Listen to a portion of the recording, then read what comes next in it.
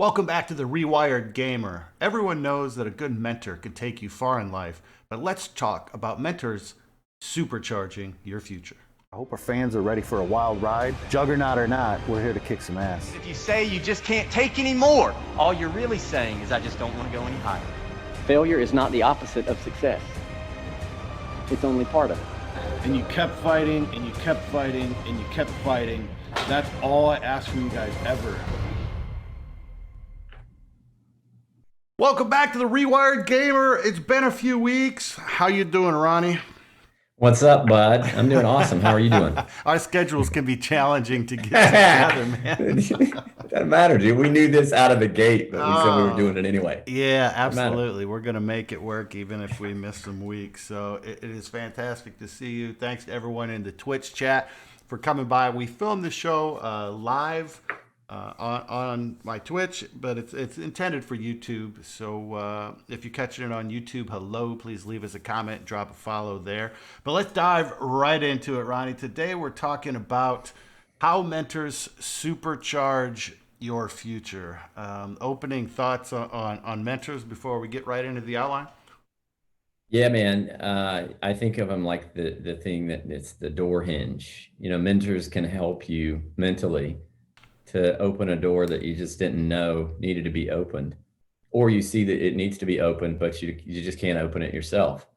And I've fortunately had some incredible mentors in my life and people that I look to and learned from, and that are in proximity to me directly and then indirectly, but that helped me to open a door to get somewhere that I might not have been able to. I could say probably not been able to get to without them.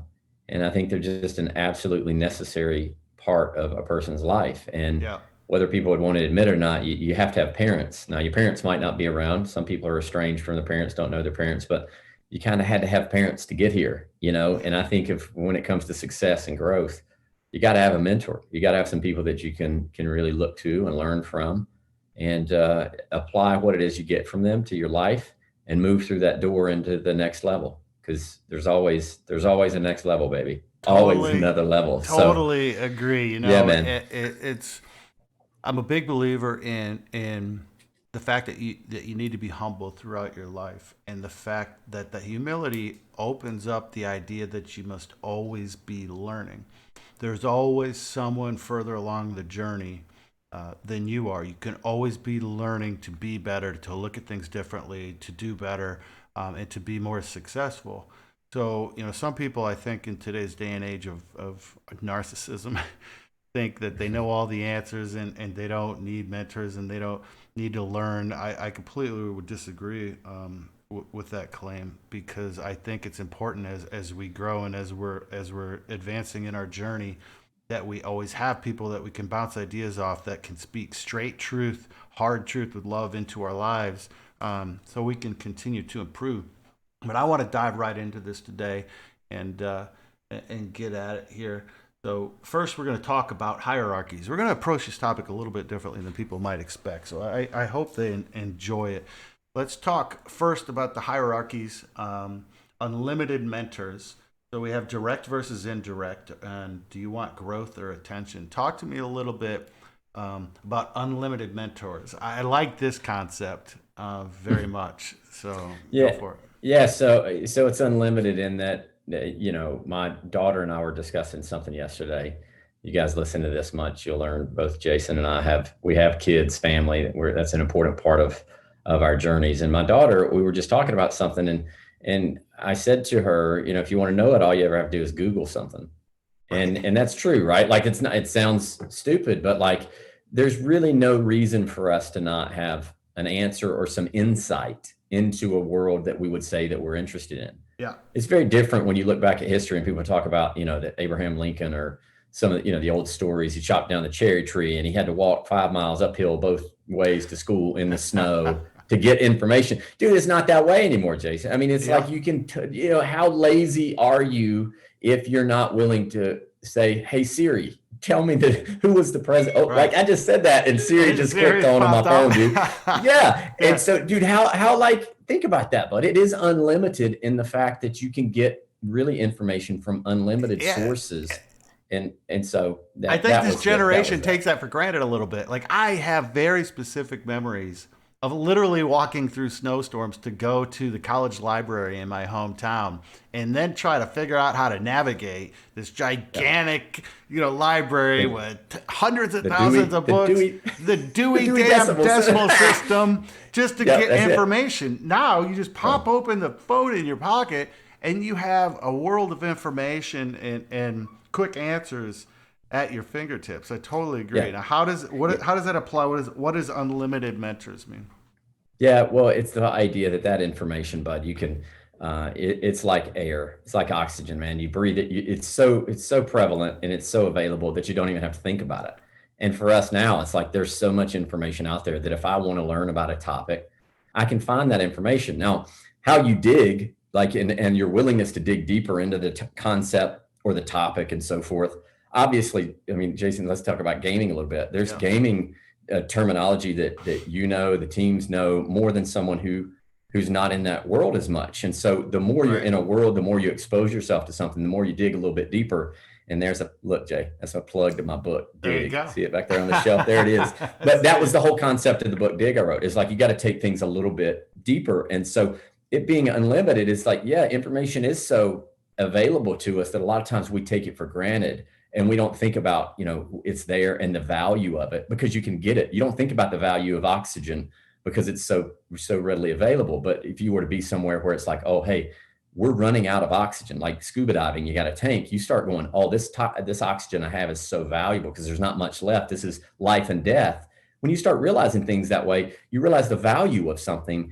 There is unlimited information, but it doesn't mean that information's not valuable because it's out there. And so mentors are incredibly important and valuable in our life, but because we think we can get so much information, I think sometimes we don't value them and we don't value the people that we get information from. But the fact of the matter is, if you're really committed to learning in a world where there is unlimited mentors, unlimited information, when that world information is so readily available, if you don't have information, I would say on some level, it's probably just because you're not committed to getting the information. If you're not growing, it's probably because you're just committed to not growing, because there's a lot of resources to be able to help that. And you don't have to walk through the snow and learn the Dewey Decimal System to learn about things that could help you. So that's so the what idea what I'm hearing you say is, with the dawn of the internet and the information age, the ability to have indirect mentors and learn from people that you might never even meet is larger than it has ever been in the history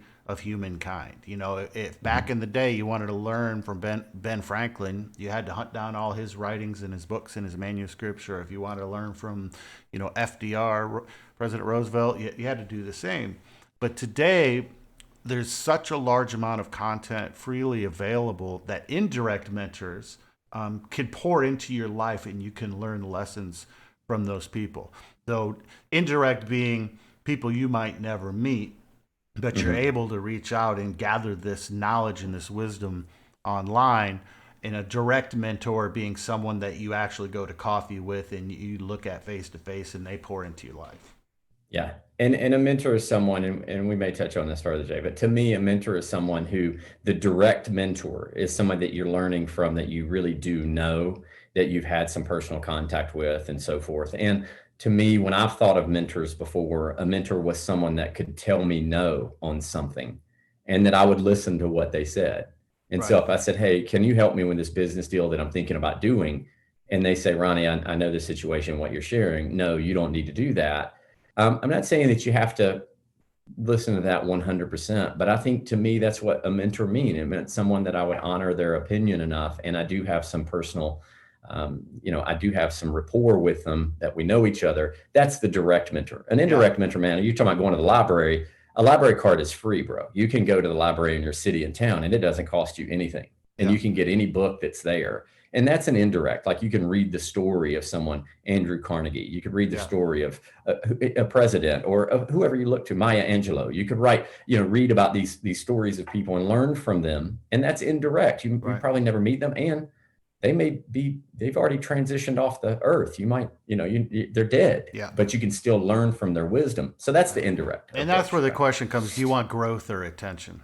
Some people reach out desperately for a mentor that will invest time in their lives, which can be a good thing. Absolutely. But you can get growth through indirect mentors just by doing your own research. It was aptly noted in chat that you have to be careful who you're absorbing, right? You have to be careful in this day and age because there's a whole lot of junk out on the internet as well. Yep. So you have to pick wisely people of character, people of integrity, people of proven success, people that treated others right, and learn from people that you want to emulate. And I think that's a really great point.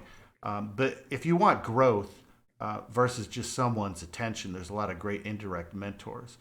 Now, the next bullet point, the next pillar we have here is bigger than ourselves, position and vision. Speak to me about that a little bit. Always remember there's something to work to. Like when I said that, mentors can hinge the door, Jay, Right. It's like, they hold the door for you to step through a doorway into something else. I had this I just spoke, it was a few months ago, and it's probably less, it was actually maybe a month ago. And I had someone come up to me and said, hey, this is something I feel like I need to tell you after listening to your message, is that, you hang these doors for people. She goes, you put doors in front of people to show them that there's another level in their life, but also through your teaching, you help them to walk through it. And she goes, and that's what you need to know. It's just kind of a visual. Right. And the idea, the visual of vision and a bigger picture is that, when you're sitting in your home and everybody else is out partying, but you're sitting there reading and you're learning something new, you're practicing something. That's because you're aligned to a vision of something that's a bigger possibility for you. Then you're aligned just to the present moment, fun, comfort, whatever, and I think a lot of times we get so caught up in this immediate gratification society and culture that we live in. It's like, oh, right now, everything needs to be right now, and you should be able to get everything right now. But aligning to a bigger picture and remembering there's a bigger picture. I want to like myself when I'm 60. I want to look at myself at 60 and go, Ronnie, you really did good. You gave some great effort. And sometimes that means that to like myself at 60, I've got to do some things that maybe don't feel amazing at 30. And that means I got to read and study and do the push-ups and the sit-ups and drink some green tea and eat some good food when it would have been easy to eat crap, drink, garbage drinks, sit in front of the movies, on television. To me, that's the difference. And so you got to align to a bigger picture.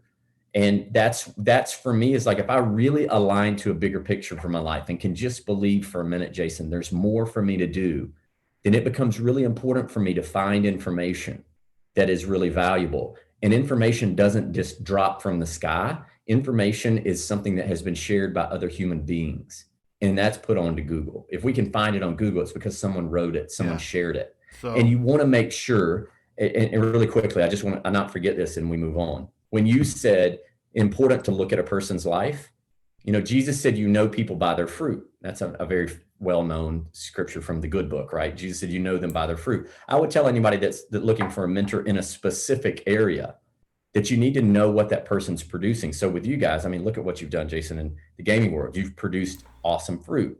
If I'm looking to someone to teach me about relationships, then I want to make sure that person has good relationships. If I want to learn from somebody about health, I need to make sure that they have good health in their life. And so for me, that's what bigger picture, aligning to a bigger picture and a vision. It's not just about you and where you're at right now. There's something to grow into, and you need people to help with that. And I think that's what mentors are about. So anyway, yeah. Know your position on your journey and have vision for the next steps. I love it. Great quote. I got a quote for you. Awesome. Martin Luther King. Please. Martin Luther King said, you don't see the whole staircase. It's just one step at a time.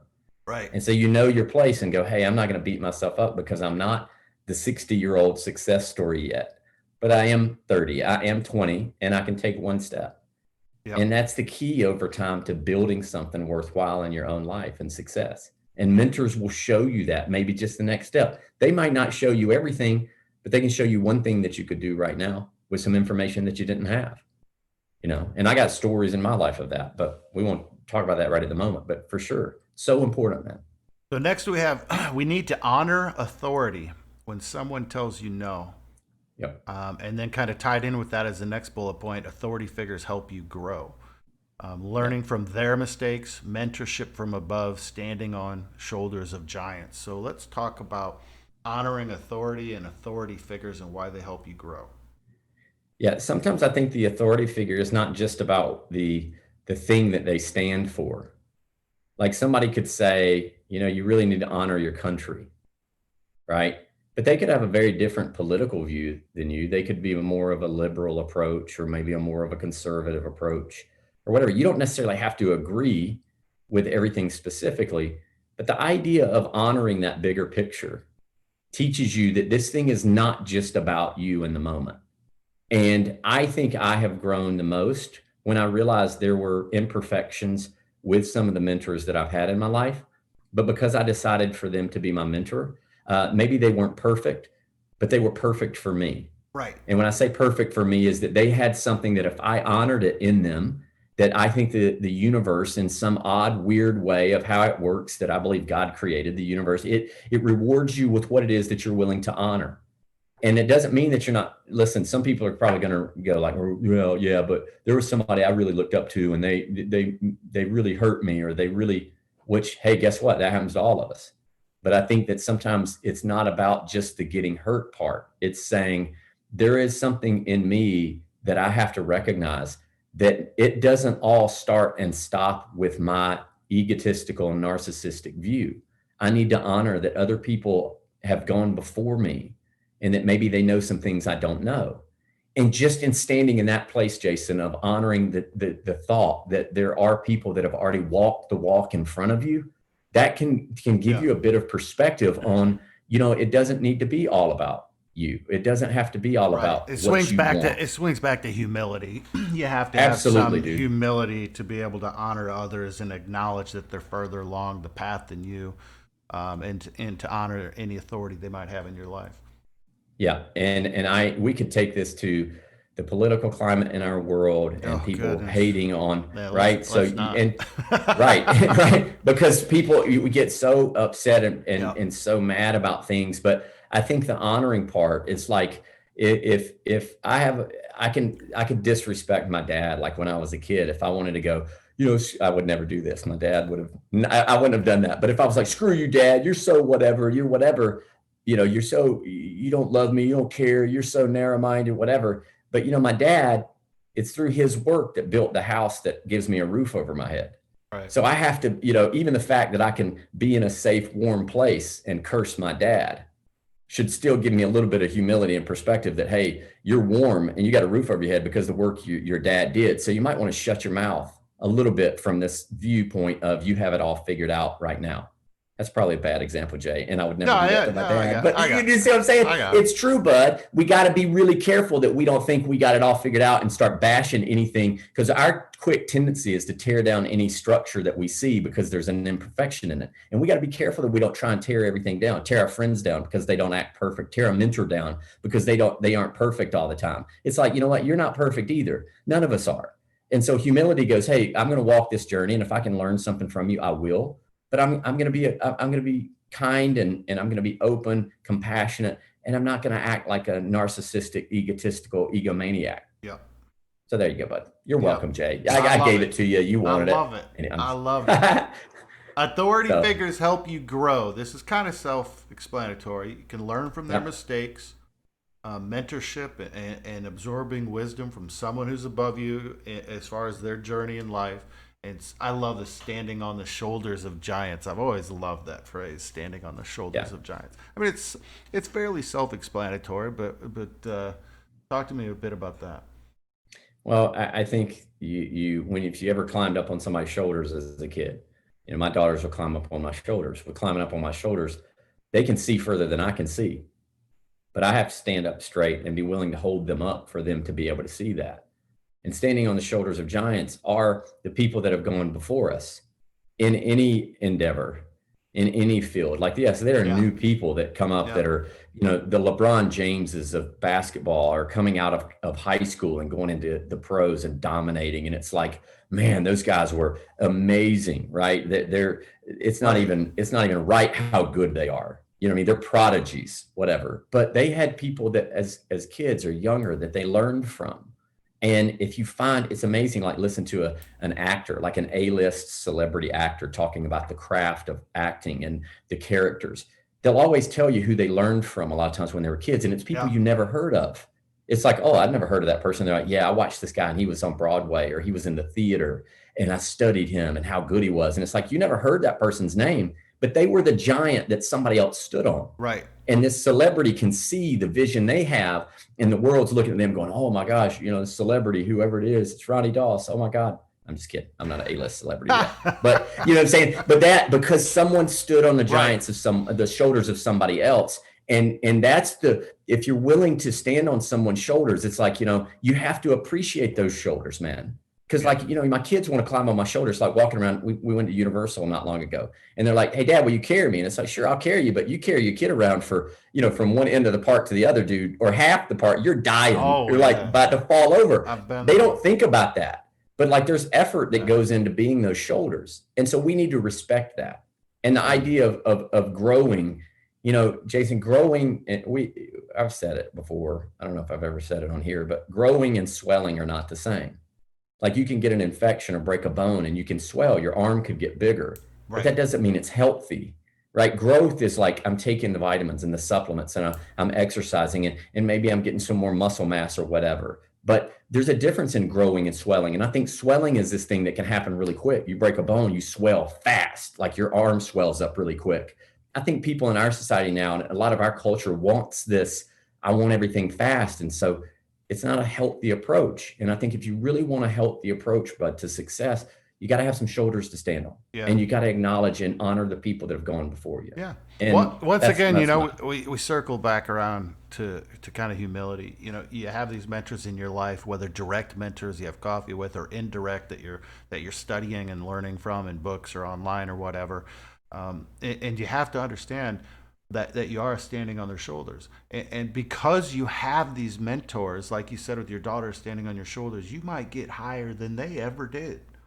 But you have to appreciate and be thankful for and be humble about the fact that if they hadn't got that far, you never would have had the opportunity to see further than they could see, to be higher than they can be. Yeah, I think that's fantastic. Let's keep moving here. Whose example are you focused on, and who are you looking at? And this circles back around to what Chet said earlier. We kind of mentioned this a little bit, I think. Be really damn careful who you want to emulate. Yep. Be really careful you've done your homework. If it's an indirect mentor, be really careful if you want someone in your life to be a direct mentor. Nobody's perfect. Everybody's made mistakes. In fact, some of the most successful people have made the most mistakes. But how are they dealing with those mistakes? What kind of character and integrity do they have? What type of person are they?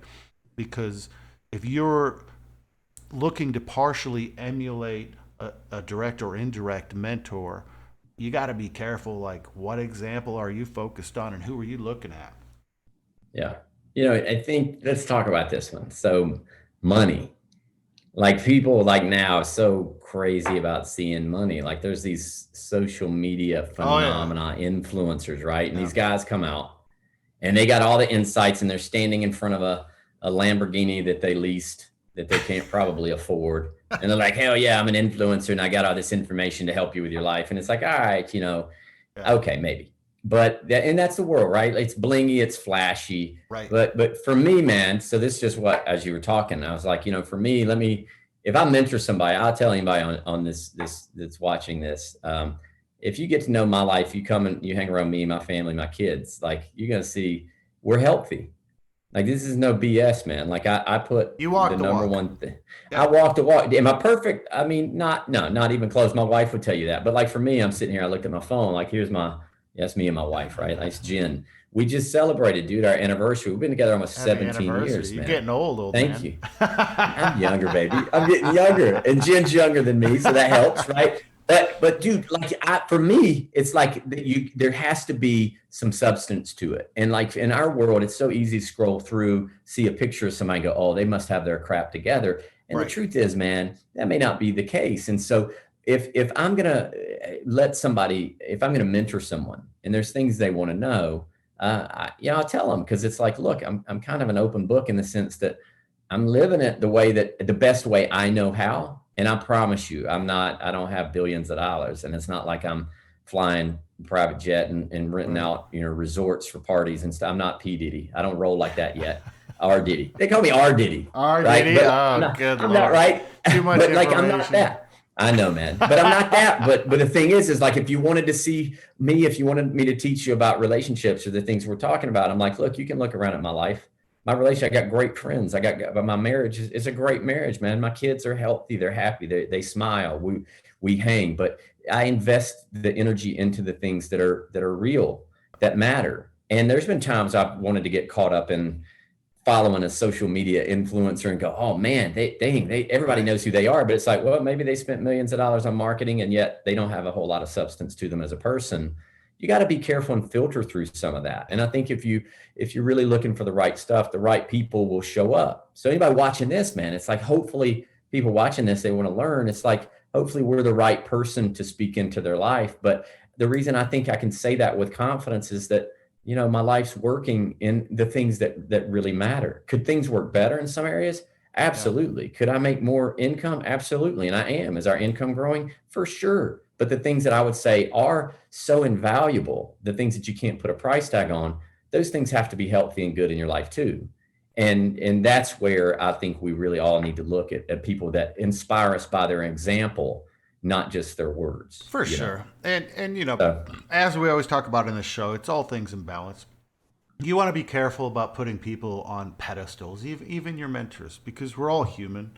People are going to make mistakes, but take a look at the totality of their life. They might screw up. It doesn't mean you just chalk them off your list necessarily, but you have to look at the totality. You have to have balance in these things and make sure you're looking at the right people.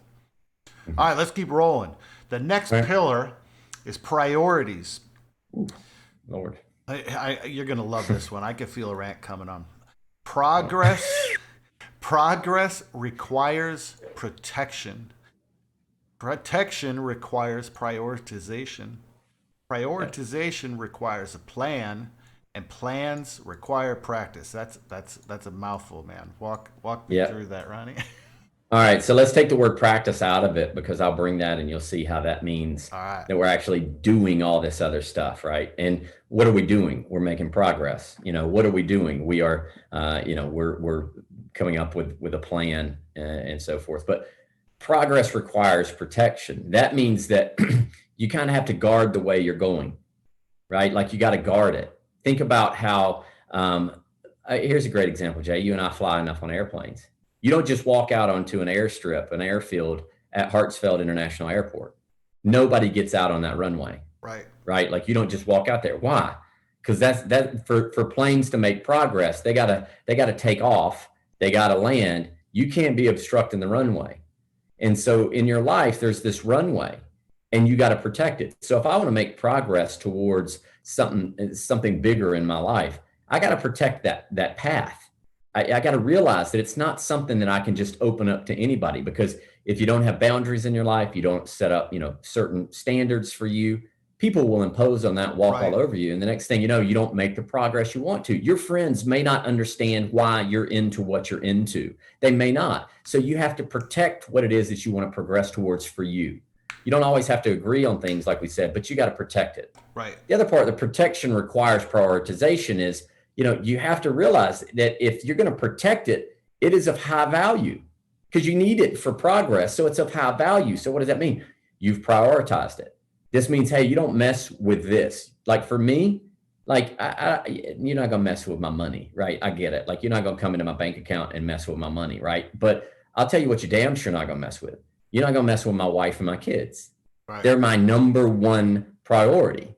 And so if I know that in my life, I want to make some progress towards better, stronger family, bigger family, all those things, then what do I protect? I protect those things that are the priority to me. And so then the prioritization means you got to have a plan. And so if prioritization is family, then I got to have a plan for my family. Right. Like, what are we going to do? What are we going to not do? What are we going to say yes to? What will we say no to? Those are things that are planning. Because if you don't have a plan, there's no saying proper planning prevents poor performance. Some people will perform poorly in their life because they don't have a plan, Jay. Like you need a plan for whatever it is you want to do. Like if you want to lose weight, you want to get in better shape, come up with a plan. Right. I'm going to exercise this amount of time. I will eat this. I won't eat this. This is the amount of calories, carbs I'll take in, and kind of know what you're doing. There needs to be some plan. If you wing it, you just, nobody wings it and becomes successful. Yeah. This whole thing is about being intentional. Absolutely. Not It is. just Every bit of it. floating through life. It's about being intentional all the way Yep. through. You want progress, you need protection. Protection, prioritization. You got to prioritize by having a plan. And a plan requires practice. That's right. And that's the word I said, take out and put back in. I don't care how good it is that you think that you are at anything. You can be, you know, what they call them, armchair quarterbacks. You could sit around and talk about how to be a great player and all this stuff. But if you've never practiced, you hadn't got on the field, you hadn't put in the sweat, you hadn't put in the blood, the emotion, the energy, then you're never going to be that good.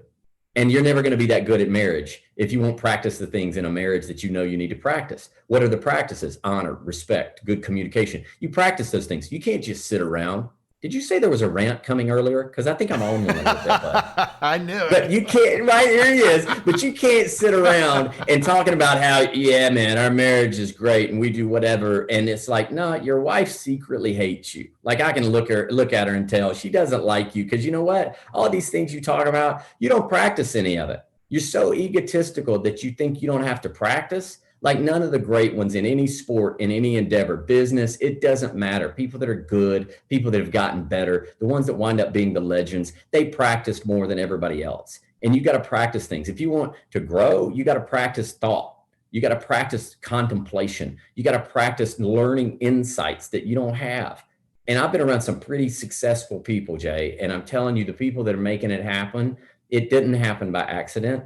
That word intentionality you mentioned, it's all about being intentional. Clear intent is one of the most powerful things that you can ever have in your life. And I decided years ago after meeting my mentor that I was going to have a life that worked and a relationship that worked. I was going to be a father that could make things happen for my family, not just monetarily, but make a healthy family. And I had to practice certain things, even when it didn't feel good, dude. Like when I wanted to walk out of the room and scream and throw my hands up in there and go, screw all this, I had to go, wait a minute. Right. You got to practice, wait a minute. You got to practice a little bit of a principle of slowing your roll, being a little more kind, a little more patient, a little more present.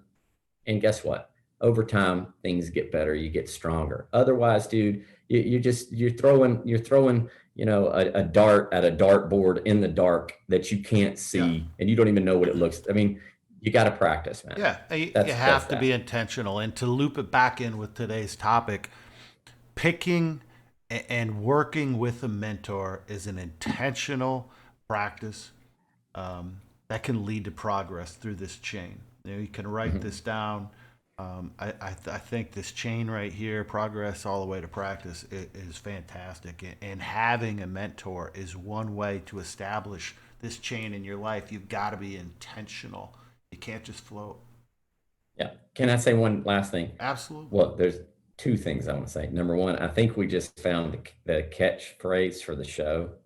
I feel a rant coming. Like I feel a rant. That we're Rewired Gamer. I feel a rant coming. Whatever. Hey, there's that. But as far as like having the mentor and so forth, if you think of the most decorated like athlete, Olympic athlete, let's say Michael Phelps, right? Michael Phelps.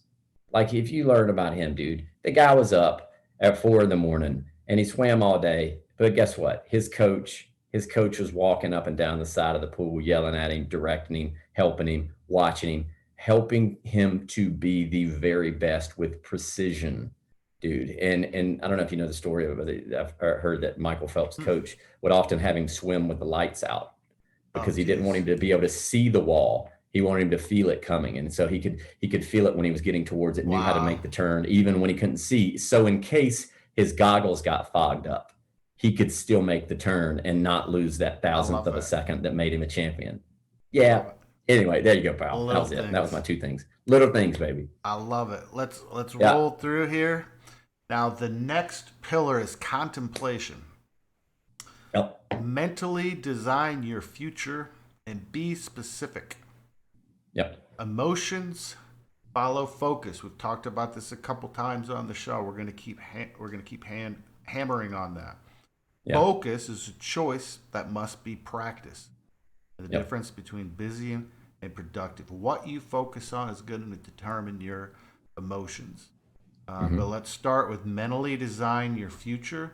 This is back again to being intentional and having a plan and that progress. It's all building on each other if you're following this. How do you mentally design your future? Let me give you a little bit of I guess, an analogy first. It would be like, you ever been to a big city? I mean, you've been places, you've been, like, say, like Las Vegas.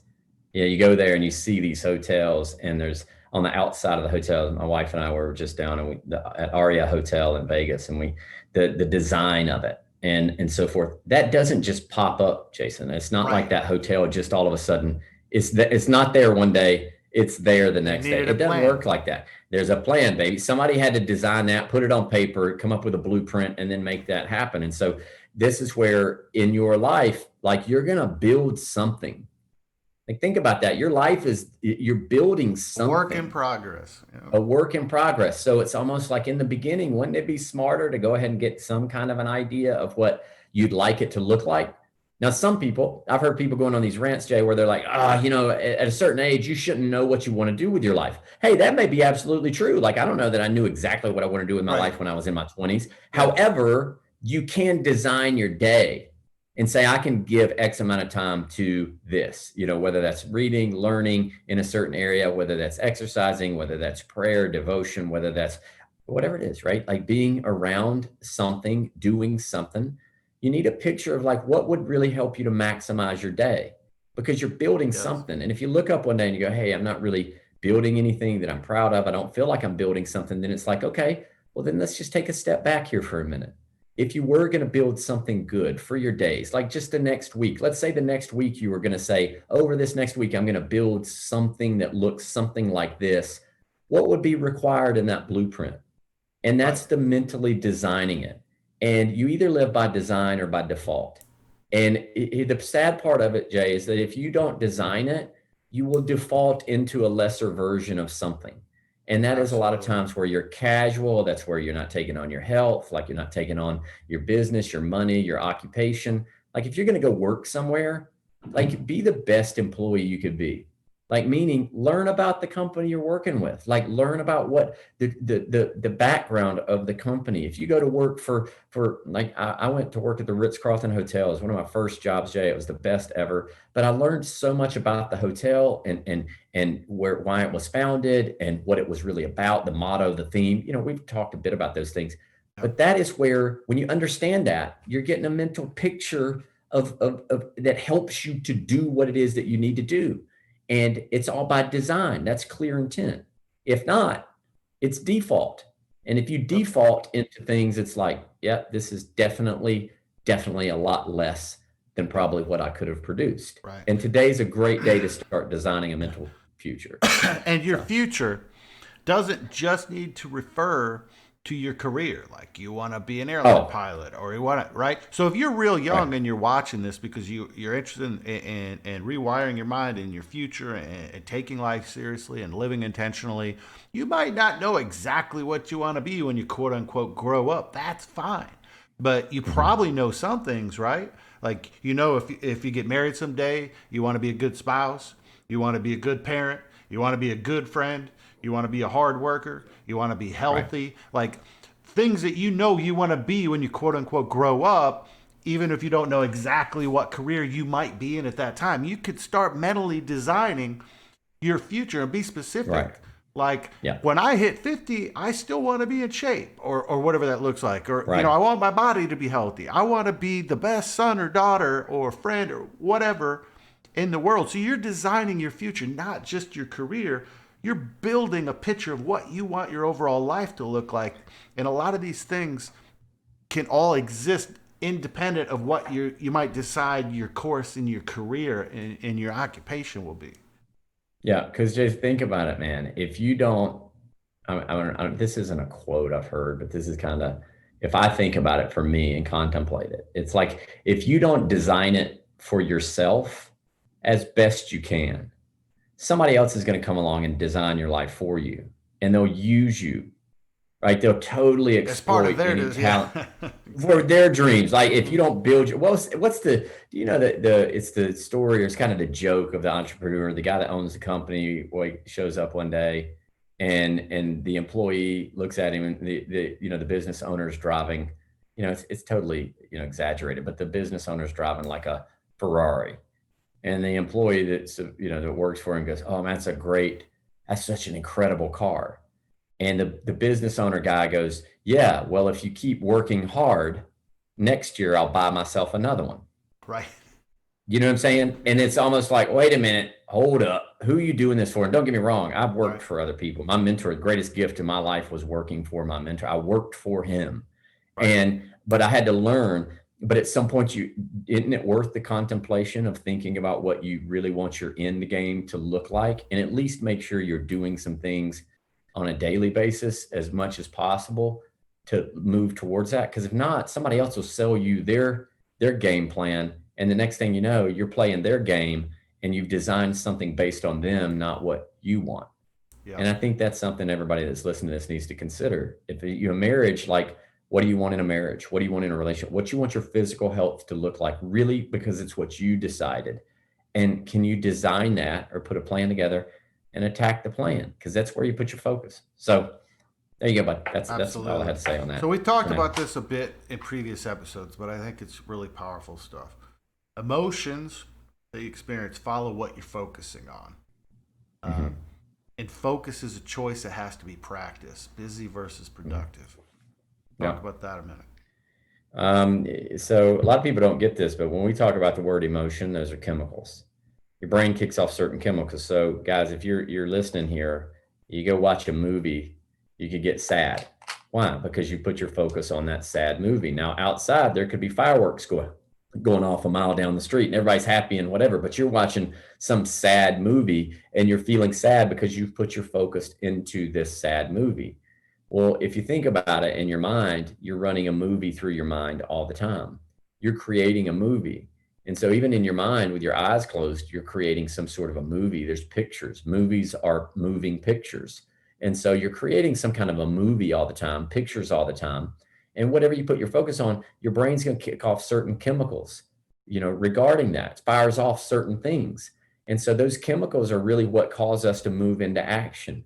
You have fight or flight that kicks on, right? When somebody frustrates you and you have an adrenaline rush, it's because what you're seeing, you interpret, you create that picture or the meaning of it, and boom, your brain provides the necessary chemicals for you to do whatever it is that you feel like you're supposed to do. And so if you watch a sad movie, your brain says, hey, you should probably cry right now. And you start crying, right? You watch something that makes you laugh. It's not like you think, should I laugh at this? No, you just laugh at it. Right? Like your brain. And so much of what we produce as far as chemically and what we feel has to do with what it is that we're focusing on. And Jay, I came up with this phrase this week, I wrote it out in my journal, is that our feelings become the filters of our findings. And so a lot of times if we don't get control of our feelings, we get used to feeling a certain way. You get used to certain chemicals. You get used to being sad. You get used to being angry. You can get used to being happy all the time. And then all of a sudden you're like, oh God, I was happy at home. Now I got to get a job in the real world. I don't feel as happy as I was, but you get used to certain feelings.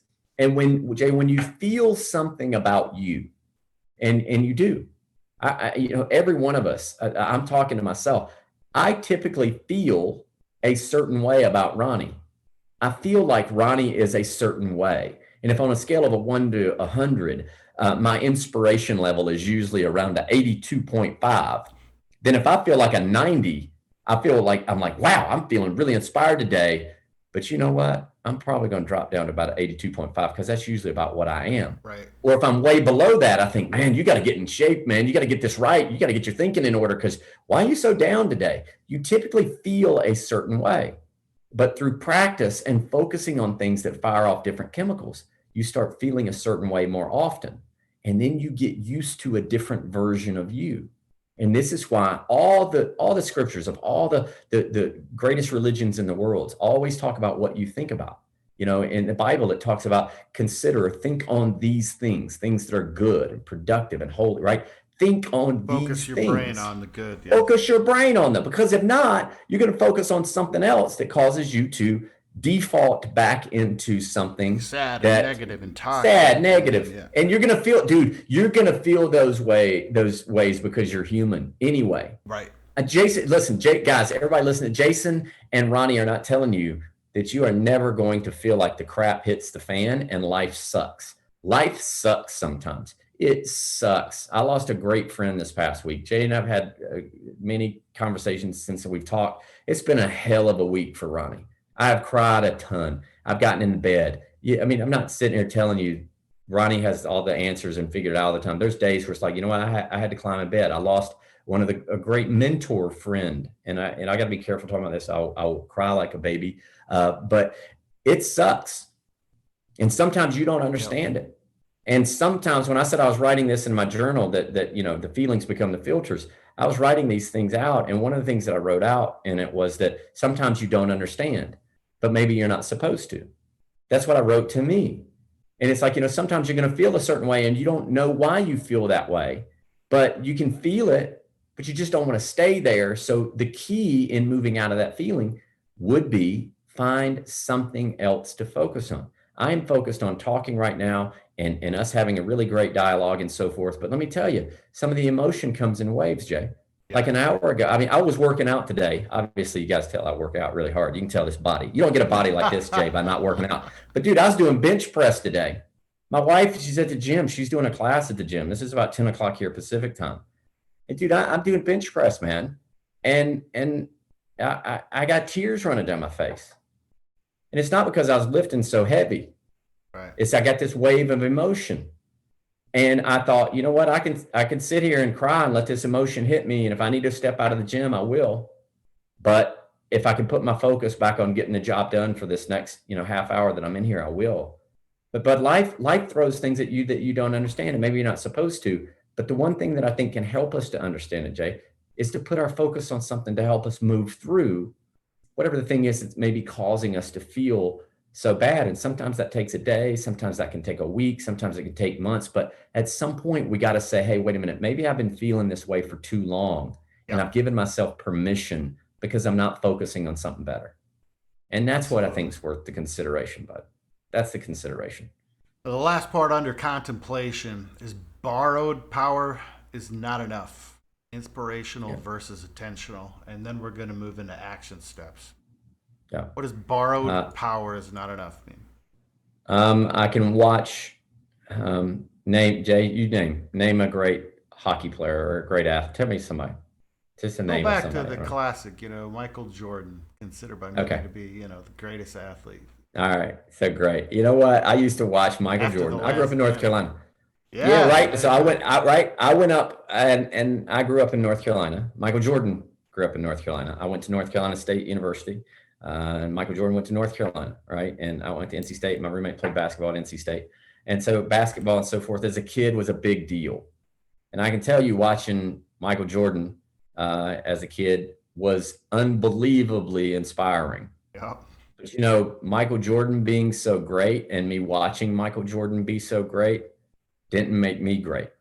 It didn't make me anything. It inspired me a bit. And if I wanted to go out and do the work and practice and shoot the jump shots and do the stuff, like Kobe Bryant said, he's like, I watched Jordan. I watched him do everything that he did. I learned from him. I watched him. But guess what? Kobe was out there, you know, practicing. Kobe still has to do the work. He had to do the work. He couldn't borrow anything from Jordan other than inspiration. And for me, that's what I mean by borrowed power. Like you have to own your own power. And the way you own your own power is to practice it and work it out. You can't goes borrow for like mentorship. That goes. That's what I'm talking about. Like if I were to mentor you, Jay, and like you're like, man, Ronnie's doing so good with his family and so forth, like awesome. But guess what, dude? Like you got to take anything that you got to talk to your spouse, bro. Me talking to my spouse, I have to do it. Right. Yeah. Right. Me, you know, you listen. Me telling my wife that I love her doesn't equate to you telling your wife that you love your wife. Like you got to tell your spouse. You got to do the work in your life. So you can't just borrow from me, be inspired, but then be intentional, go do the work. So that's what that meant, Jack. Absolutely. I love it. Yeah. It's important to know that with mentors. You could have the best mentor in the world, but borrowed power is not enough. Yeah. All right, let's go over some action steps and wrap this up. We're pushing an hour here. Make a list of 5 people you admire. Yep. List one quality from each person that has impressed you the most. What would those qualities look like in your own life? Then take appropriate steps. Yep. Pretty self-explanatory, but go ahead and elaborate a bit and we'll Bounce out. Pretty easy there, dude. Yeah, pretty easy. So I think that we can learn something from pretty much anybody. And I think you can learn stuff from people that you don't necessarily like, or things about them that you don't really appreciate. I think there are people that are, sometimes belligerent, and they get angry and they yell and scream because of maybe they're a sports fan, and Right. they're swinging on people in the Yeah. the stadium. That happens. Like, I don't want to be like that. Yeah. But sometimes I could go, well, that person is so passionate. How could I take the idea or the example of passion? What would passion look like in my life? That's looking at a bad example. But if there was something Right. that you really, really did admire in somebody, what is it about them? My dad, I admired his work ethic when I was growing up, Jay. I mean, I was inspired by his patience, kindness. He never yelled at us. He never whatever. And some dads do, and people loved them just the same. It's just, for me, I appreciated that he didn't yell, he didn't do whatever. And then there's just things I look at and go, okay, my dad inspired me. What was it about my dad? Well, he seemed to be very patient, and he didn't fly off the handle all the time. He wasn't emotional. And so there's that part. Well, then what would that quality look like in my own life? Well, now that I'm a dad, I'm a business owner. I deal with people that are clients. I deal with people that help me to do what it is that we do. And with that, if I could take that example, what does that look like for Ronnie? Well, when somebody doesn't return an email or get something done at the time that you thought there was, it's like, are you going to lose your marbles and scream? Or are you going to be more like your dad? Which you get to pick, bud. And that's what I tell myself, is I get to pick. And so I think listing 5 people out and saying, hey, these are some people that I've really looked up to or that have gotten things done. You mentioned Michael Jordan, his work ethic, like obviously the discipline and so forth. I like that. Now you can look at him. Everybody knows Michael Jordan, had a gambling problem and went through things. So those are things that I respect. I don't want that for my life, but I could look for things that go, man, he was the greatest at this. So I focus on that, because I don't think anybody has it together in all areas. But find some people that have inspired you, and what are the things in that person that did inspire you, and what would that look like for you personally? And then putting down the little plan. Yeah, These are called action steps for a reason. If you want to be intentional, which is something we always hammer on, if you want to become better, you have to take action. If you've taken the time to get all the way to the end of this video, leave us a comment and let us know. But if you can't write down 5 people and 1 quality from each person, take that small step just on a piece of paper or whatever. You have to work on being intentional and taking the right steps. So, go back over this video and think a lot about mentors, direct and indirect. Think about where your focus is. Think about intentionality. Think about contemplation, and leave us your thoughts in the comments. We're going to do a short after show question and answer period for those on Twitch. But Ronnie, do you have any final words for the YouTube audience? Yeah, let me say this, man, and mentoring people, and I love doing this with you, Jay. I'm so glad we decided we were doing this a while back. But like, we're getting ready. My wife and I are looking at our social media stuff, and the intentionality of things. We're probably deleting most of social media stuff, Facebook and Instagrams and things like that. But we're gonna, on Twitter, we got that one. So if you're on Twitter, follow me on Twitter. Like, that would be good. Ronnie Doss, right? Do that on your screen. Yep, there it is, Ronnie Doss. But the mentors part of it, guys. I've been in the world of personal development and leadership as a profession for 11 years, right? Like going on to 12, and it's been phenomenal. But it's also been the most challenging thing, because my wife came up with this great saying, and she said, there's nothing to hide behind when you're really in the real transformative personal development world. Like, you're not hiding behind some facade or some story or something made up. Like, personal development means it's personal. Like, Right. My growth for Ronnie means Ronnie's going to grow because Ronnie's going to hold himself accountable. And that is what all of this really is about, is having a mentor so you can take the wisdom that whatever Jason might say or something I might say or whoever that is. Probably. But then assimilate. I don't know, man. You're the legend. But assimilating it into your life. And one of my mentors used to say, information without assimilation is useless. And it is. Inspiration without assimilation is useless. It's like, what are you going to do with it? And so the mentorship part of it is huge. I've had great mentors, people that I still learn from, that really help to be that door for me to transition into the next level. And there's other levels of other things we're growing into, and that will require mentors, and it will require a newer, better version, more enhanced version of me. Every new level requires a new version of you. And sometimes mentors just can simply offer you a tool or an insight to help you become a better version of you. And if you're doing that, it doesn't matter how much, where you wind up as far as income. There may always be somebody with more income. There may always be somebody who owns a bigger home. You don't know, they could have inherited money and started out ahead of the game. You don't know, but you figure out for you, like the specific picture of who you want to become on certain things as best you can with what you got. And then find some people to help you draw that information and find that information, and then take some action. And if you do, I think you win. And I think when you look in the mirror, you appreciate what you see more than maybe you did before. And you may never absolutely 100% love yourself so much like, oh, I'm completely perfect and it's time to stop. I've arrived. I'm not there yet. I know Jason's not there yet, but we're doing the work. And if you do the work, there's no limit to where you can go. And I think that's what's so exciting about this. Absolutely. So I'm done, bud. If you're done, I'm done. Excellent. Well, if you're on live Twitch, we're going to do a short Q&A. If you're on YouTube, please leave us a comment, drop a follow. Let us know what you thought of this episode, what you'd like to see in the future. We do appreciate you watching the show. If you think you know anyone that might find these episodes beneficial, please pass it on. And we appreciate it. Until next time, we're out. Thank you, Ronnie. Awesome. Talk to you later, bud. Thanks. I hope our fans are ready for a wild ride. Juggernaut or not, we're here to kick some ass. If you say you just can't take any more, all you're really saying is I just don't want to go any higher. Failure is not the opposite of success. It's only part of it. And you kept fighting, and you kept fighting, and you kept fighting. That's all I ask from you guys ever.